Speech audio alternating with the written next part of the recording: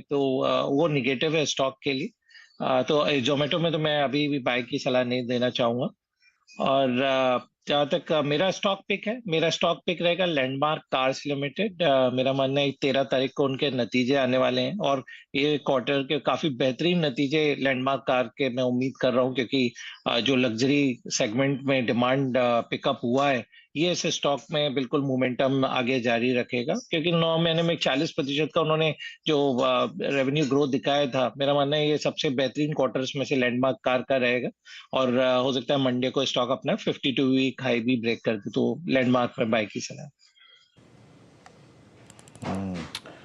Landmark आपका bye का सलाह है। और अब bank Nifty and thanks to HDFC bank, in fact HDFC twins दोनों ही अच्छा कर रहे हैं, बट क्योंकि मैं यहाँ पे बैंक निफ्टी का जिक्र कर रहा हूँ, जरा एचडीएफसी बैंक लेके आइए 1652, yes exactly 10 day exponential moving average से शूट अप हुआ। अब कल भी इनफैक्ट एनर्जी अगर आप देखें क्लोजिंग के वक्त अपनी जो प्रॉक्सिमिटी है, मतलब अपनी जो डिस्टेंस था 20 डिमा से काफ़ी कम कर रहा था बैंक निफ्टी।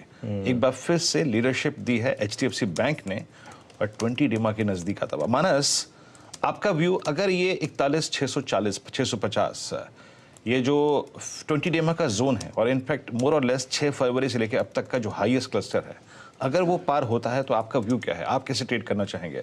आप उस वक्त इंडेक्स को हाथ लगाना चाहेंगे या फिर किसी पर्टिकुलर स्टॉक को ट्रेड करेंगे, किसी स्टॉक ऑप्शन को ट्रेड करेंगे? तो देखिए, मेरे लिए सबसे इंपॉर्टेंट है 41,800। 41,800 के ऊपर निकलेगा तो बैंक निफ्टी के लिए एक फ्लैट पैटर्न का ब्रेकआउट होगा। और अगर 41,800 के ऊपर निकलेगा तो कम से कम 600-700 पॉइंट की तेजी तो जरूर देखने को मिलेगी। 42,500 42,600 तक के स्तर आपको देखने को मिल जाएंगे।